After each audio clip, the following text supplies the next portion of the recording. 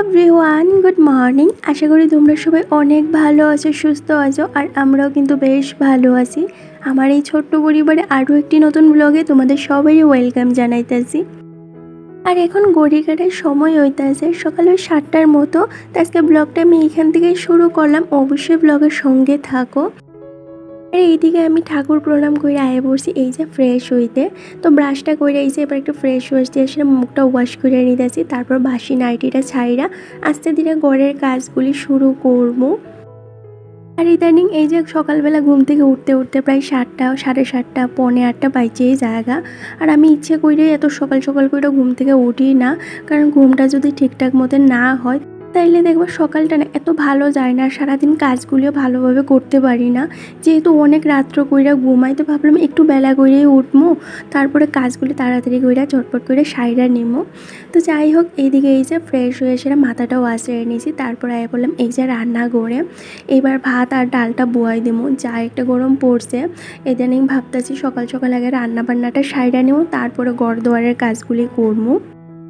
যেহেতু একটু বেলা করেই ঘুম থেকে উঠতে আসি, তো আগে রান্না বান্নাটা সাইরা নেই, নাইলে বেলা বাড়ার সাথে সাথে রৌদ্রটাও ভীষণ বাড়ে। রান্নাঘরে তো এমনিও থাকা যায় না এই গরমের মধ্যে, কারণ আমাদের রান্নাঘরে না ভীষণ গরম লাগে। তো সকাল সকাল রান্না বান্নাটা সাইরা নিতে পারলে ঘরের কাজগুলি আস্তে ধীরেও করতে পারি, বেশি একটা চাপ নিতে লাগে না। তো রান্না বান্নার বেচালটা শেষ হয়ে গেলে তো অনেকটাই ভালো লাগে। ওই দুই করে তো এত বেশি গরম লাগে না, তো এই কারণে আস্তে ধীরে ওই করে কাজগুলিও কইরা নিতে পারি। ওই 1 ঘন্টা আধা ঘন্টার মধ্যেই কিন্তু সমস্ত কাজগুলি টুকটুক কইরা নিতে পারি। তো যাই হোক, এইদিকে ভাত আর ডালটা বয়াই দিয়েছি, আর এইদিকে এই যে সবজিটা কইরা নিতে আসি। কালকে রাত্রে কি রান্না করুম বুঝতেই পারতেছিলাম না, এই কারণে আর সবজিটাও রাত্রেবেলা কইরা রাখতে পারছি না। তো সকালবেলা তো একটা টেনশন থাকে কি রান্না করবো, এইটা ভাবতে ভাবতেই দেখবো অনেকটা সময় জায়গা। মাছ তো আছে, কিন্তু মাছটা কী দিয়া করবো এইটাই বুঝতে পারতেছিলাম না। তো সকালবেলা হাজব্যান্ডে জিজ্ঞেস করতেছিলাম যে কী দিয়া সেটা মাছ রান্না করবো, তো ও কইতেছিল একটু ঝিঙ্গা আলু দিয়ে সেটা মাছ রান্না করে, যেহেতু গুঁড়া মাছ ঝিঙ্গা আলু দিয়ে বেশ ভালো লাগে। ওই যে আগের দিন ট্যাংরা মাছটা আনছিল এইটাই রান্না করবো, গতদিন তো একটু খালি খালি করছিলাম, তো ভাবছি আজকে একটু ঝিঙ্গা আলু দিয়ে সেরেই করি। তো যাই হোক, এদিকে ভাত আর ডালটা বয়ে এসে এই যে ঝিঙ্গার আলুটা একদম চিকন চিকন করে সেটা কাইটটা নিয়েছি। এইভাবে রান্না করলে বেশ ভালো লাগে, আমার হাজব্যান্ডও ভীষণ পছন্দ করে।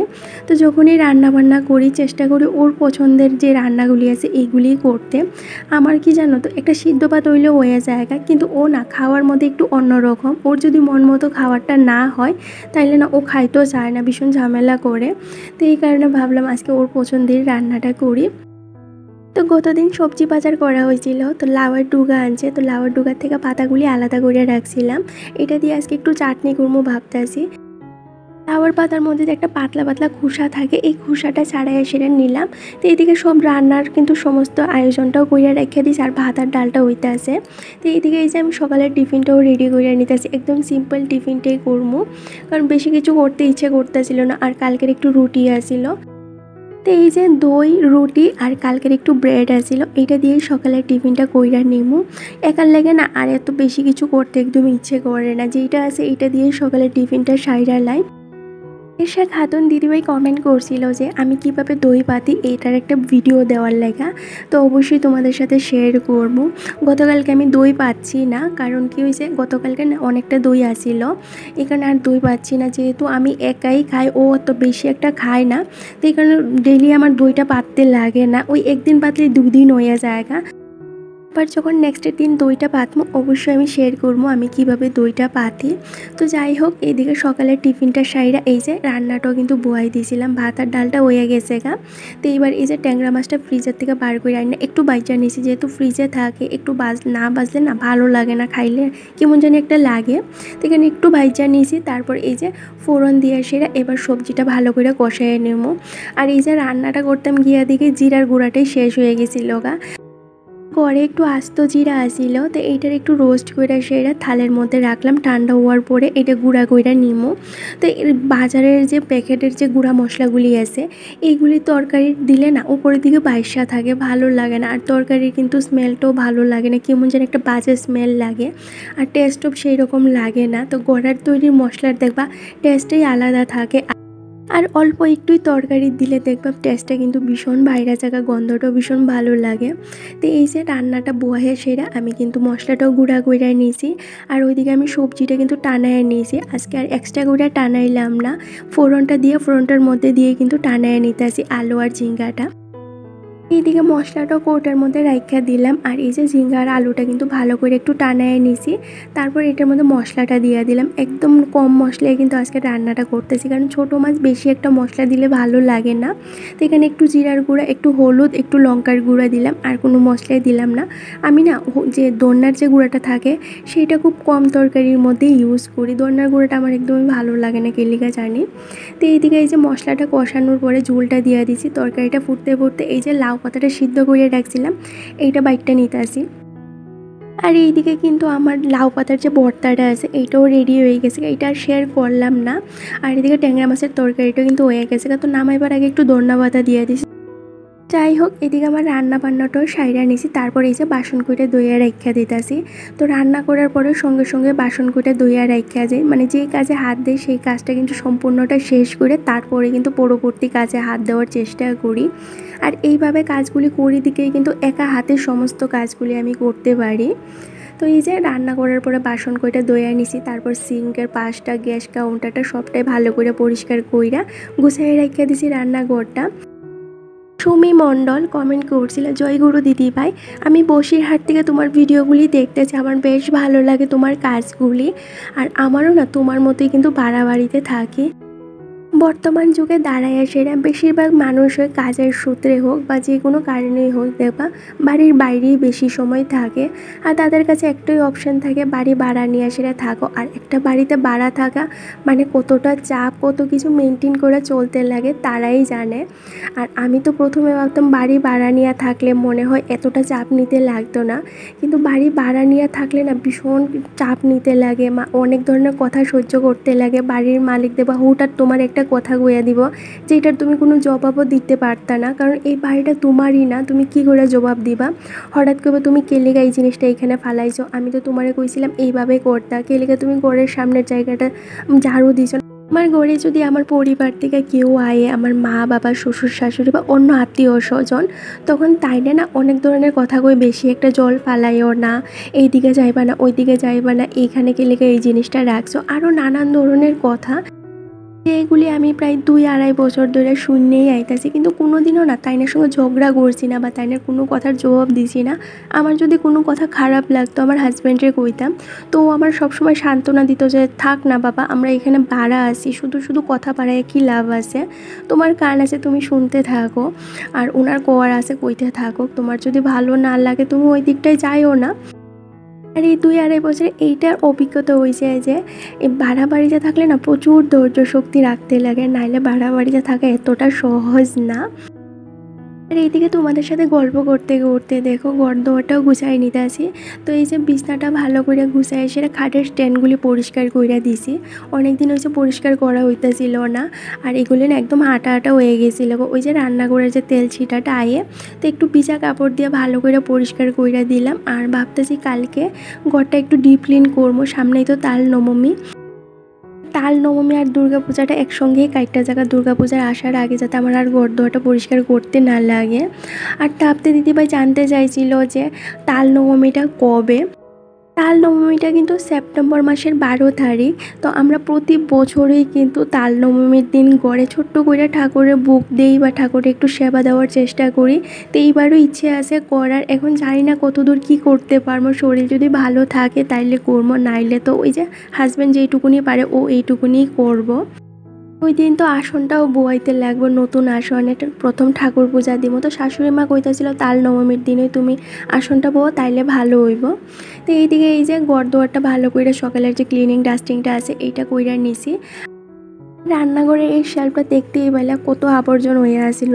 তো এই জায়গাটা একটু ভালো করে একটা ভিজা কাপড় দিয়ে পরিষ্কার করে জিনিসগুলি আবার গুছিয়ে রেখে দিছি। আর এই যে রান্না করার সময় যত কাপড়গুলি আছে আমি এইরকম একটা এখানে তার বাইন্দা রাখছি, এইটার মধ্যেই রাখি। তো ভিজা কাপড়গুলি এখানে মিল্লা দিলাম, আর বাকি যে শুকনা কাপড়গুলি আছিল এইগুলি পাঁচ করে রেখে দিছি। তো যাই হোক, এইবার আই বললাম এই যে ব্যালকনির মধ্যে, তো এইখানে ঘরের আরও কয়েকটা গাছ আছিল যেগুলি এই যে এইখানে এনে রাখছি। ভাবতেছি ঘরটার একটু নতুন লুক দিব বা নতুনভাবে একটু ঘরটারে সাজামো। আমরা প্রতিটা মেয়েই চাই নিজের মতো করে সংসারটারে সাজায় গুছায় রাখতে, নিজের ঘরটা সুন্দর করে সাজায় রাখতে।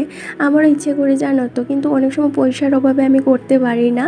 কিন্তু এখন মনে হইতেছে খুব তাড়াতাড়ি মনে হয় আমি আমার ঘরটা সুন্দর করে সাজিয়ে নিতে পারবো। কারণ খুব তাড়াতাড়ি মনে হইতেছে ইউটিউব থেকে আমার ফার্স্ট যে পেমেন্টটা আছে এইটা পাবো। তো ওই পেমেন্টটা দিয়ে সেটা আমি অনেক কিছু ভাইবা রাখছি জানো তো বন্ধুরা, যে আমি কী জিনিস কেনাকাটা করে আমার ঘরটা সাজাবো। আগে ভীষণ ইচ্ছে আসছিল যে নিজের লেগে কেনাকাটা করতাম, কিন্তু সময়ের সাথে সাথে না নিজের ইচ্ছাটা এখন পরিবর্তন হয়ে গেছে এখন মনে হয় যেইটাই করি সংসারের লেগে করি বা ঘরটারে সাজিয়ে রাখি।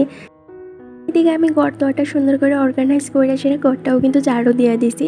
আর এই যে সকালবেলা দিয়েছিলাম ফিল্টারে জল, তো দেখো জলটা পড়তে আছে, তো নিচে একটা ডেক দিয়ে রাখছিলাম, ডেকটা এখন বইরা গেছে তো যে বোতলগুলি খালি আছিল ওই বোতলগুলি বইরা রাখছি। তারপর ঘরটা মুছমো। সকাল সকাল যদি রান্নাবান্নাটা সাইডা নেওয়া যায় তাহলে না কতটাই ভালো লাগে। আগে তো সমস্ত কাজকর্ম সাইডা তারপরে রান্নাবান্নাটা করতাম, তো আজকে 2-1 দিন ধরে এভাবেই কাজগুলি করতেছি। আর এতে মনে হয় যেমন আমার আগের যে রুটিনটা ছিল এটার থেকে এই রুটিনটা বেশ ভালো। গরমের মধ্যে প্রতিটা কাজও তাড়াতাড়ি হয়ে যায় আর রান্নার ভেজালটাও কিন্তু সাইরা নিতে পারি। তো সময়ের সাথে সাথে সব কিছু পরিবর্তন করতে লাগে, নাইলে সময় অনেকটা আগিয়ে যায় আর আমরা অনেকটা পিছিয়ে পড়ি। তো তাল মিলিয়ে চলতে গেলে নিজের মধ্যেও একটু পরিবর্তন আনা ভীষণ দরকার, যেটা আমি করলাম। আর এইটার কারণে কিন্তু আমার অনেকটা কাজেই কিন্তু তাড়াতাড়ি হয়ে যায় আর নিজের লাগে একটু সময় বার করতে পারি। আর জানো তো আজকে না বাথরুমটাও পরিষ্কার করতে হইব। আজকে 1 সপ্তাহের উপরে হয়ে গেছে হাজব্যান্ডকে কইতাছিলাম যে বাথরুমটা তুমি পরিষ্কার করো। ও রোজই করমো, স্নান করার সময় করমো, কিন্তু যখন বাথরুমটা পরিষ্কার করার সময় আয়ে তখন ও বলে আজকে ভালো লাগতেছে না, কালকে করমো। এই কইরা আজকে অনেক দিন হয়ে গেছে তো কালকে রাত্রে হাজব্যান্ডের সঙ্গে ভীষণ ঝগড়া করতেছিলাম যে বাথরুমটার অবস্থা কী হয়েছে, তুমি দেখতে পাইতেছো না, কেলেকে তুমি পরিষ্কার করো না। তো আজকে এক প্রকার এই যে রাগ কইরা সেটা আমি নিজেই বাথরুমটা পরিষ্কার করা শুরু করে দিছি। তো সমস্ত কাজগুলি তাড়াতাড়ি করে গুছাইয়ে নিছি যাতে বাথরুমটা পরিষ্কার করতে পারি। দেখতেই পেলে বাথরুমের অবস্থাটা কী, কারণ আমাদের এখানে জলটা বেশি ভালো না, তো এই জলের কারণে দেখতে পেলাম ফ্লোরটা কীরকম একদম কালো কালো হয়ে রয়েছে। তো একটু সার্ফের জল তার সাথে একটু লবণ দিয়ে ভালো করে ঘষা এই যে ফ্লোরটা পরিষ্কার করে দিয়েছি, তার সাথে ওয়ালগুলি কিন্তু পরিষ্কার করলাম। আর বাথরুমে যে বালতিগুলি রাখা আছে এইগুলিও কিন্তু আমি সেম জলটা দিয়ে পরিষ্কার করছি। আর দেখো এখন বালতিগুলি কতটা ঝকঝকে করতে আছে। একজন লক্ষ্মী বউ কীভাবে কাজগুলি করে না করে আমি জানি না, কিন্তু আমি চেষ্টা করি আমার দ্বারা যেইটুকুনি হয় সেইটুকুনি দিয়ে আসে সংসারটারে ভালো রাখার, যাতে ঘরে লক্ষ্মীশ্রী বজায় রাখে। সেই কারণে সংসারের সমস্ত কাজগুলি করে হোক বাইরে হোক সবটা কিন্তু একা হাতেই ম্যানেজ করি। আর একটু বুদ্ধি কাটায় একটু প্ল্যানিং করে কাজগুলি করলে দেখবা একা হাতেও কিন্তু এক বড় সংসার হোক বা ছোট সংসার সবটাই কিন্তু সুন্দর করে ম্যানেজ করা যায়। গত দিনের ব্লগে একটা বন্ধু কমেন্ট করছিল আমি যে লাইটগুলি দেখাইছিলাম এগুলির প্রাইস কত, তো এইগুলি কিন্তু 250 টাকার নিচে দুইটা। এই লাইটগুলি না বেশ ভালো, এগুলি কিন্তু তোমরা যে কোনো জায়গায় লাগাইতে পারো, এটা ওয়ার্ড্রোব হোক বা যে কোনো জায়গায় এটা কিন্তু লাগাইতে পারো। কারেন্টের যদি বেশি সমস্যা থাকে তাহলে এই লাইটগুলি কিন্তু চার্জ করে যদি ঘরে লাগাই দাও তাহলে কারেন্ট না থাকলেও কিন্তু এই লাইটগুলি বেশ অনেকক্ষণ সময় জ্বলবো। তো আমার তো বেশ ভালো লাগছে এই জিনিসটা দেখে, আমি ভাবতেছি আরও এইরকম 2টা লাইট আনবো যেটা আমি আমার ঘরে লাগামো। এইদিকে আমি বাথরুমটা পরিষ্কার করে স্নানটাও সাইরা লাইছি, স্নানটা সাইরা ঠাকুর পূজা দিলাম। এইবার এই যে ভাতটা বাইরে নিতেছি, ভীষণ ক্ষুধা লাগিয়ে গেছে তো দুপুরে কি রান্না বান্না করলাম প্রথমে তোমাদের সাথে শেয়ার করে দিছি। আর আজকে আসছিল হাজব্যান্ডের ছুটি, তো ও বাড়িতেই আছে। আর এখন সময় হইতে আছে ওই 4টা কি 4:30টার মতো, তো খাওয়া দাওয়া করার পর একটু শুয়ে আসছিলাম।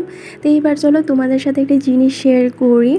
এই যে এটা কিন্তু আমার ঠাকুর ঘরের লেগে আনছি, তো এই জিনিসটা কিন্তু বেশ একটা ইউনিক জিনিস আর বেশ ভালো লাগে দেখতে। এটা কিন্তু একটা লাইট, এটা না ঠাকুর ঘরের যে আসনটা আছে এই আসনের পিছনে লাগামো করে সেরা। ইদানিং আমরা বেশ অনেক কিছু কেনাকাটা করতেছি ঠাকুর ঘরের লেগে, আর তার মধ্যে এই যে এইটা একটা। কি কৌতো বন্ধুরা, একটু বুদ্ধি করে চললে না অভাবের সংসারে অল্প কামাইয়ে কিন্তু নিজেদের ইচ্ছেগুলি একটু একটু করে পূরণ করা যায়। যেমন এই যে আমরা করতে আসি একটু একটু করে সঞ্চয় করি, সেই সঞ্চয়টাই দিয়ে কিন্তু নিজেদের শখগুলি নিজেদের ইচ্ছেগুলি পূরণ করি। যেমন এই লাইটটা কিন্তু আসছিল 350 টাকা, মিডলে একটা স্বস্তিকা চিহ্ন আসছিল। দেখো লাইটটা ধরানোর পর কতটা ভালো লাগতেছিল। আর দেখাই দিলাম তোমাদের পিছনে লাইটটা গই আসছিল। আর এই লাইটটার সাথে দিয়ে দিয়েছিল একটা চার্জারের তার, যেটা এইভাবে লাগায় সেরা প্লাগে কিন্তু লাগালে লাইটটা ধরবো। তো এটা অন অফ কোনো সিস্টেম না, এটা কিন্তু উডেনের যে কাঠ আছে এইটার মধ্যে এরকম ডিজাইন করাই না। তো এইটা লাগাবো এই যে ওইখানে ঠাকুর যেখানে রাখবো তার পিছনে। তো এটা না দেখে বেশ ভালো লাগতেছিল। তো আমরা দুজনে মিল্লা সেরে এই জিনিসটা অর্ডার করছিলাম পছন্দ করে সেরা। আমাদের ঘরে ছোটো জিনিস আয়োগ বা বড়, আমরা কিন্তু দুজনে পছন্দ করে ওই জিনিসটা কেনাকাটা করি। যেহেতু সংসারটা আমাদের দুজনেরই, তো দুজনের মতেরই কিন্তু এখানে দরকার আছে। তো যাই হোক, এইদিকে এসে বিকেলবেলা গাছে একটু জল দিয়ে দিতেছি। তো আজকের ব্লগটা এই পর্যন্তই, দেখা হইব নেক্সট ব্লগে। ভালো লাগলে অবশ্যই চ্যানেলটা সাবস্ক্রাইব করে একটা লাইক একটা কমেন্ট করে জানাই। আজকের জন্য টাটা।